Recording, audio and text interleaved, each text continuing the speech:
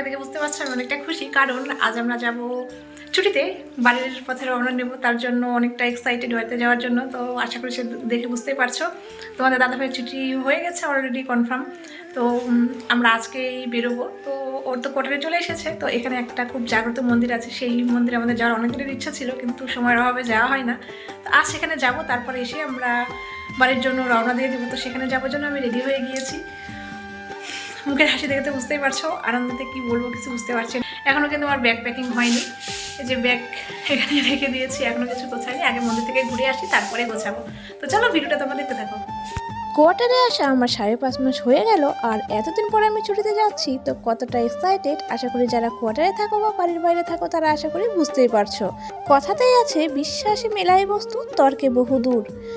যেহেতু মন্দিরটার কথা সবার মুখেই শুনি, যারা যারা কোয়ার্টারে থাকে প্রত্যেকেই প্রায় মন্দিরটার কথা বলে। তো মন্দিরে যাওয়ার উদ্দেশ্যে আমরা আমাদের স্কুটিটাকে নিয়ে বেরিয়ে পড়েছি, আর আমরা এখন চলে এসেছি সিভিল এরিয়ায়। যেহেতু আমরা প্রথমবার মন্দিরে এসেছি, তো কোথায় কি করতে হয় না হয় আমরা কিন্তু কিছুই জানি না।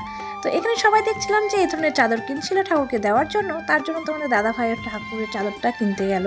আর আমাদের চাদর কেনা কমপ্লিট, আর এখানে আমাদের ভোগ নেওয়াও কমপ্লিট। তারপর আমরা চলে এসেছি মন্দিরের ভেতরে। যেহেতু কেউ ভিডিও করছিল না বা ছবি তুলছিল না, যার জন্য ভিডিও করতে আমার খুব একটু লজ্জাবোধ হচ্ছিল, একটু ভয় লাগছিল, কারণ সব জায়গায় তো ভিডিও করা অ্যালাউ থাকে না। তো এখানে ভিডিও করা অ্যালাউ আছে কিনা সেটা আমার জানা নেই, তার জন্য একটু আমি ভয়ে ভয়ে ভিডিও করছিলাম, যার জন্য তোমাদেরকে আমি ঠিকঠাকভাবে কিন্তু দেখাতে পারিনি। তো যতটুকু ভিডিও করেছি আর যেভাবে দেখাতে পারছি, তো সেভাবেই আমি তোমাদের সঙ্গে শেয়ার করছি। আশা করছি আজকের ভিডিওটি তোমাদের ভালো লাগবে, তাই ভিডিওটি স্কিপ না করে সম্পূর্ণ ভিডিওটা দেখার অনুরোধ রইল।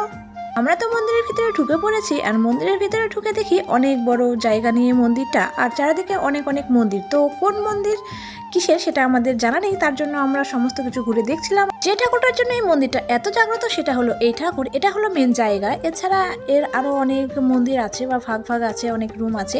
তো সে সম্পূর্ণ ভিডিও করা অ্যালাউ ছিল না, যার জন্য আমি সেগুলো তোমাদের সঙ্গে শেয়ার করতে পারলাম না, শুধু এই জায়গাটা তোমাদের সঙ্গে শেয়ার করতে পারলাম। আর যে কারণে এই মন্দিরটা এত জাগ্রত সেটা হলো এই মন্দিরে আসলে নাকি নিঃসন্তানদেরও সন্তান প্রাপ্তি হয়। তো তার জন্য এই মন্দিরটা এত জাগ্রত এবং এত নাম করা, সেজন্য সবাই এই মন্দিরে আসে। তার জন্য এই মন্দিরটা দেখার আমারও খুব ইচ্ছে ছিল, তার জন্য আমরা ওইখানে চলে আসলাম। আর আমাদের কিন্তু পুজো দেওয়া কমপ্লিট, তারপর আমরা চলে এসেছি ভিতরে। তো এখানে ভিডিও করা অ্যালাউ ছিল না, সেটাই আমাকে বলছিল, তার জন্য সম্পূর্ণ মন্দিরটা তোমাদেরকে আর ভিডিও করে দেখাতে পারলাম না। তো আমাদের পুজো দেওয়া কমপ্লিট করে আমরা চলে এসেছি বাজার করতে, কারণ তোমাদেরকে আগেই বললাম যেহেতু ছুটিতে যাচ্ছি তার জন্য কিছু কেনাকাটা করার আছে, সেজন্য শপিং করতে। আর আমাদের যে সমস্ত জিনিস কেনার ছিল সেই সমস্ত জিনিসপত্র কিনে নেওয়া কিন্তু আমাদের একদম কমপ্লিট। চটজলদি বাড়িতে এসে লাগেজ প্যাক করতে শুরু করে দিয়েছি, কারণ আমাদের বেরিয়ে পড়তে হবে, আর বেশি সময় নেই। শুধু লাগেজ প্যাক করলেই হবে না, এরপরও আছে কোয়ার্টারের সম্পূর্ণ কাজ, কারণ যেহেতু আমরা যাচ্ছি ছুটিতে তো অনেক দিনের জন্যই, আর সেজন্য পুরো কোয়ার্টারটাকেই গুছিয়ে রাখতে হবে।